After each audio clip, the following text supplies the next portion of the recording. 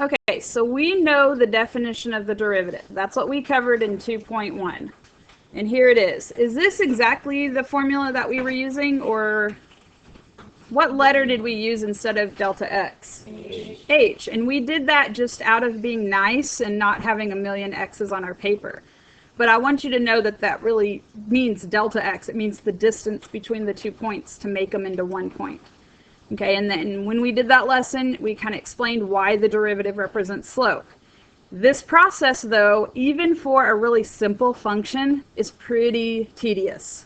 Okay, you're going to have to do that on your quiz tomorrow, but in the future, we're going to mostly use shortcuts. Okay, and you'll see by the end of this lesson why we still need this, but why shortcuts are valuable. Okay, so I want you to look at this pattern and see if you can see any of the numbers, maybe some operations. Think like add, subtract, multiply, divide. And I want you to see if you can come up with the pattern of, like, basically think of it this way. Someone came in here, they saw this f of x, they found the derivative the long way, and we just see the answer. We don't see all the work. And we're going to see if we could come up with a shortcut to find the derivative. Okay, do the same thing we did, but in a much easier way. All right, so I want you to think about it. Think if you can come up with a rule of what's happening maybe with these numbers 10 and 7, and see if it applies to then the next term. So does anybody have an idea? Okay, so look what happens when you multiply 7 times 10. You get 70. Okay, it works on the next one. 4 times -5, that's -20. And that is a rule that we're about to develop and use.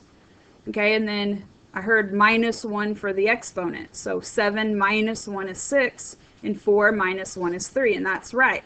Let's see how it works for other terms that are a little different. Okay, what about 3x? What's the power on x right here? A 1. So 1 times 3 is 3. And then what happens to the power on x? Yeah, like really, I'm thinking we should have written this. But what is x to the 0? That's a 1. So it's okay that just 3 was written here. And that's always going to be the case. The derivative of 5x, that's 5. And that's a shortcut. That's a rule that we can use without having to do the long rule. Okay, what about the fact that there's 2 more terms here, but there's only 1 term left in the answer? You multiply the last one by the power exponent. Okay, so let's just ignore the -2 for a second. So -3 times 12, that does give us -36. And then what's -3 minus 1?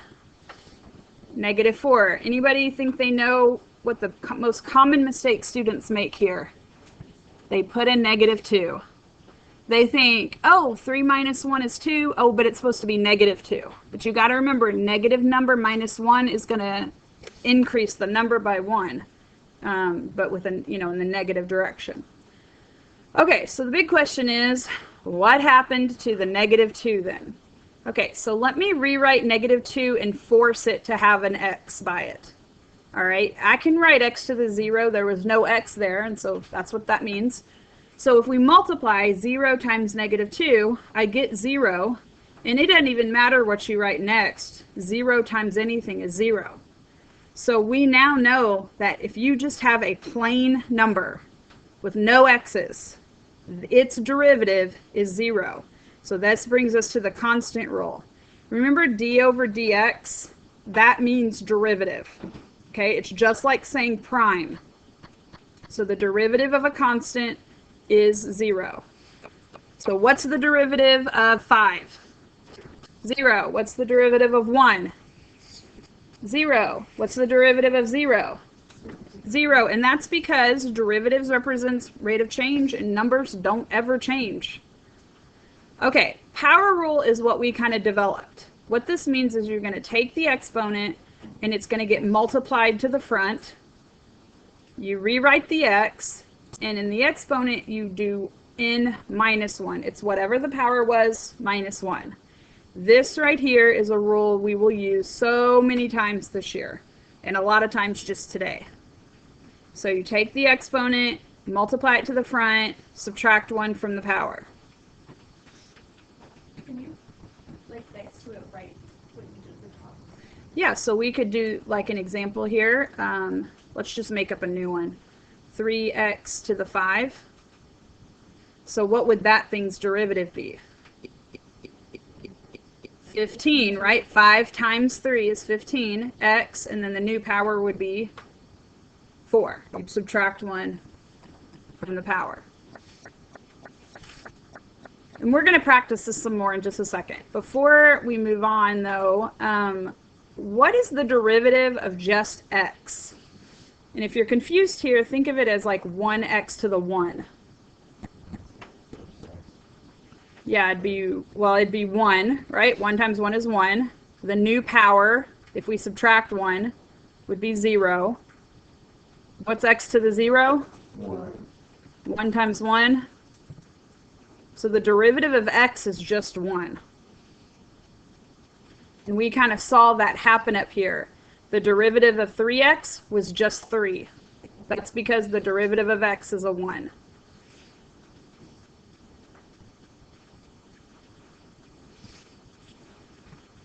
Think of it this way.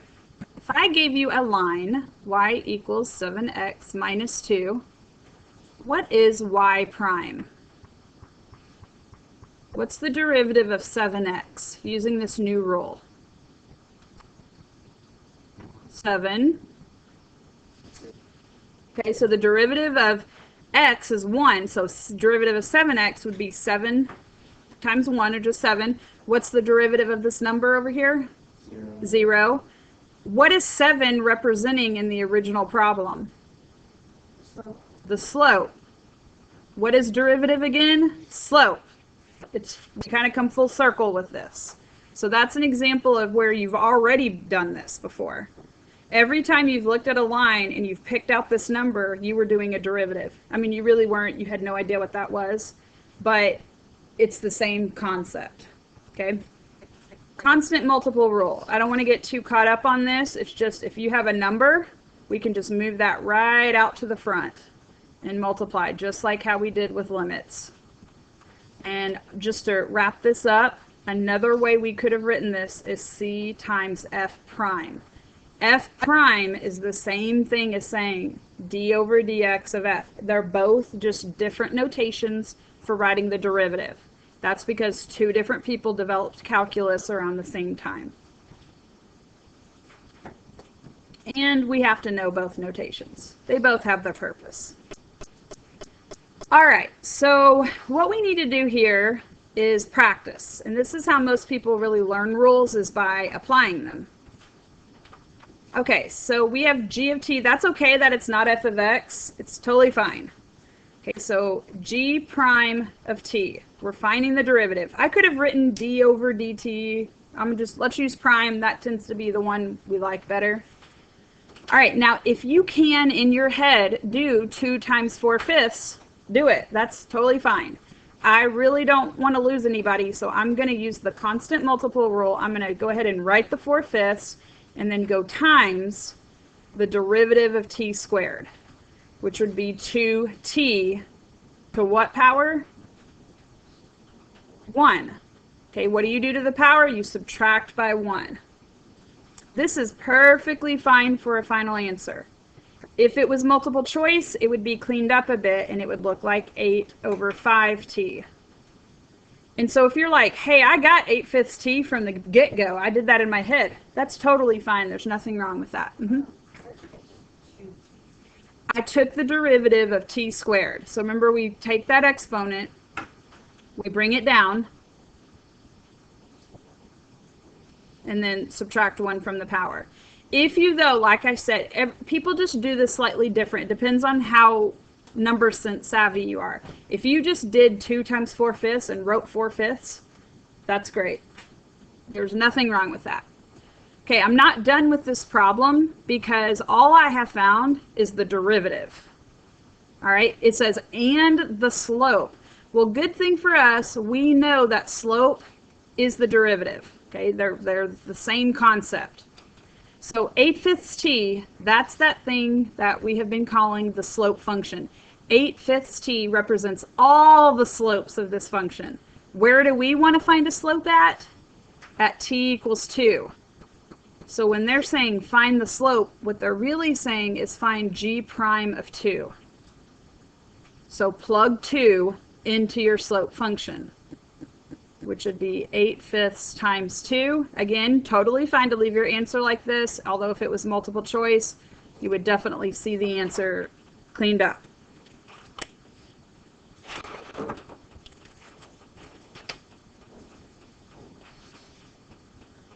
All right, any questions on that before we look at 2? If we did 16/10, what is 16/10 simplify to? It would go back to 8/5. You don't want to multiply the top and the bottom by 2. I mean, like, really what we're doing here is multiplying by 2/1, if you want to think of it that way. All right, so let's look at 2. Find the derivative of, I have not given you a square root rule, and we have not talked about what to do if there's a variable in the denominator. So we have to rewrite it, okay? So I'm not doing the derivative yet. I'm rewriting the problem. How can I rewrite square root of t to the 1/2 power? T to the 1/2. That's what square root means, 1/2 power. Okay, minus 2 over t. Very good.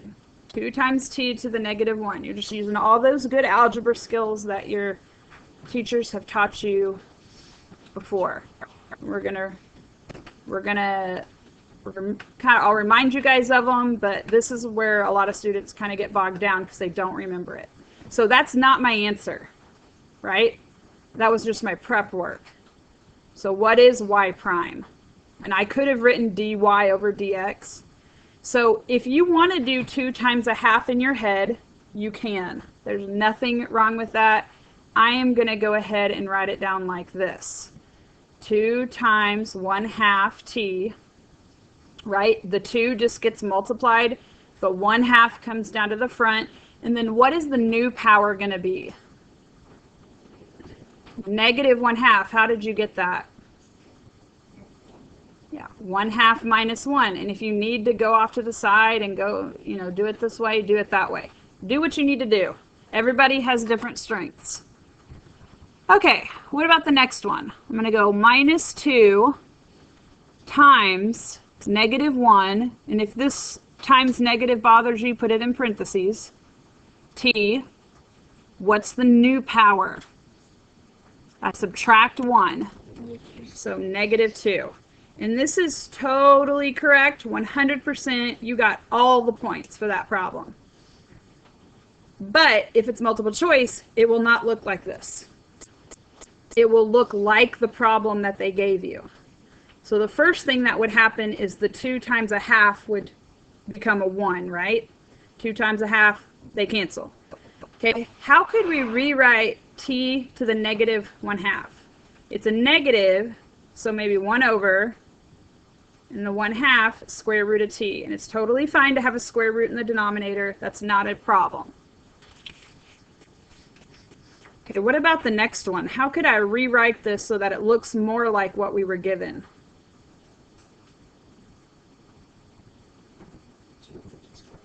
So plus or minus, plus the 2, and then the t to the -2 is the same thing as putting a t squared in the denominator. And this is what your multiple choice answer will look like.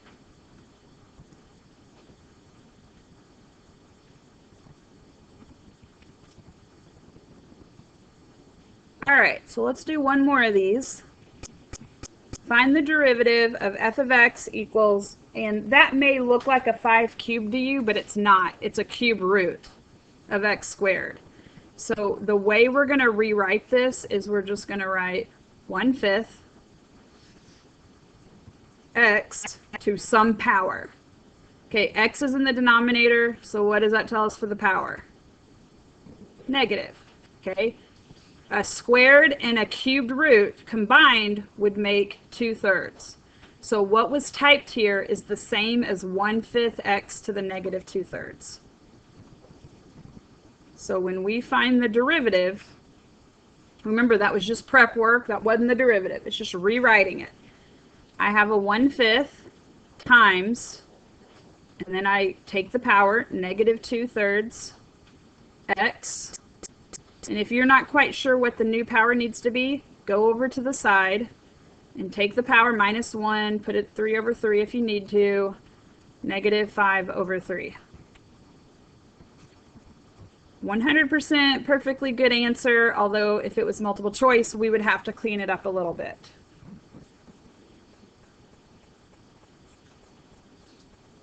So multiplying fractions, 1 times negative 2, 5 times 3 is 15. And then here's the million-dollar question. Where does this go? Top or bottom? The bottom, because it has a negative exponent. And the cube root, let's redraw that, cube root, and then x to the 5, x to the 5th.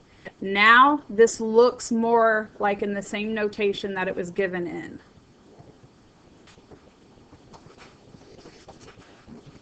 Okay, so the power rule by itself is actually pretty easy. What's hard about this is fractions and algebra. Okay, let's look at the next page and let's talk about something we haven't talked about yet, which is sine. All right, sine is not a polynomial. I can't use power rule. All right, I want to do this one by graphing. Let's graph the parent function of sine. And I'm going to color code this. You may or may not want to, because I'm going to end up drawing 3 graphs on this.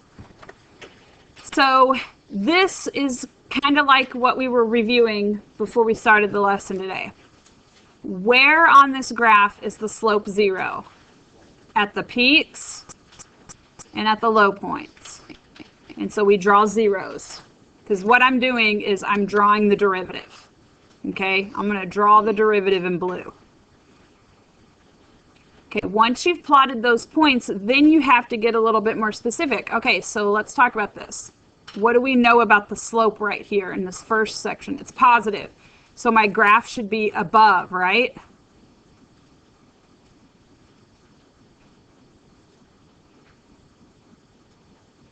Okay, what about from this peak to this low point? The slope is negative, so my graph should be below.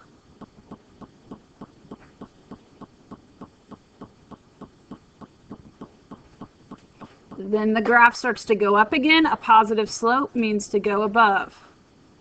And I just graphed something. I graphed cosine x. Positive, right? Because cosine starts at a peak, so we're good on that. So the derivative of sine is cosine. You need to memorize this, because you don't want to have to do what I just did the whole time. So anybody want to take a guess as to the derivative of cosine? And you're all wrong. That's okay. You're really close. And you'd have no reason to believe it otherwise. All right, so let's do it again. So now I'm in green, okay? And let's draw the derivative of cosine. And let's see what we get. We're not going to get sine exactly. So I'm looking at the blue, and I'm saying, oh, there's a peak. Draw 0. Here's a low point, draw 0. Here's a high point, draw 0. However, in the blue graph, the beginning slope is negative. You guys see that? At the beginning, it's negative, so I shouldn't go up. I should be below the x-axis. Then, as the graph goes up, I have a positive slope, which means my graph should be above.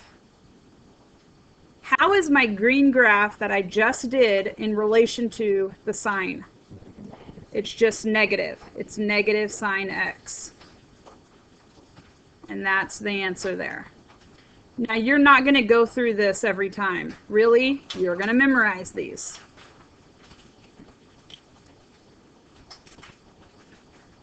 Okay, so let's do this example right here. We need to prep it a little bit, because it's not really, it's kind of messy. We need to make it a little bit simpler so that we're good to take the derivative. All right, I'm going to write it over here. Okay, the first thing is, see that sine x over 2? Let's rewrite that as 1/2 sine x. Okay, minus 7 cosine x, that looks good. Plus x, that looks good.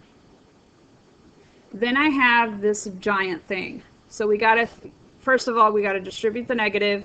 Then I got to divide everything by x squared. So what would be x cubed divided by x squared? 5. Yeah, so I'm going to write minus 5x. And if you wanted, you could combine these two. What is x minus 5x? Minus 4x. If you didn't know to do that, you would end up being fine. Okay, like your answer still would be equivalent to my answer. That might make things a little bit easier. Okay, what about the next thing? We have a minus negative 7, which is going to make plus 7. And then what's the power on x? Negative 1. There's one more x in the denominator. That's one way to think of it. Another way would be to subtract the powers. And I'm kind of running out of room here, so I'll just write it right here. Oops, not plus. Why not plus? Yep, we got to distribute that negative. So minus 5x. Okay, this one's a little bit harder. There's 2 x's in the denominator, none in the numerator, so my power should be negative 2. All of this messy business right here is prep work for the actual derivative. Okay, so 1/2 sine x. I have to take that derivative. That is going to be 1/2. And then what's the derivative of sine x? Cosine x. You don't have it memorized yet, but we will soon. All right, minus 7 times. What's the derivative of cosine x?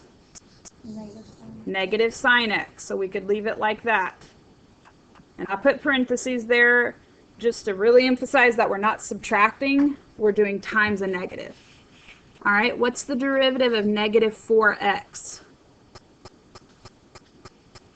Minus 4, right? It's going to take a little bit of time, and this is not on your quiz tomorrow. All right, then I have plus 7 times. Bring down that negative 1. Put it in parentheses if you want, if it's a negative. You really don't have to, but that might make it easier. What would be the new power? Negative 2. Then minus 5 times negative 2x to the negative 3. And we could definitely clean this up, but I'm going to leave it just like this for now. If it's not multiple choice, you don't ever have to simplify. Okay? All right.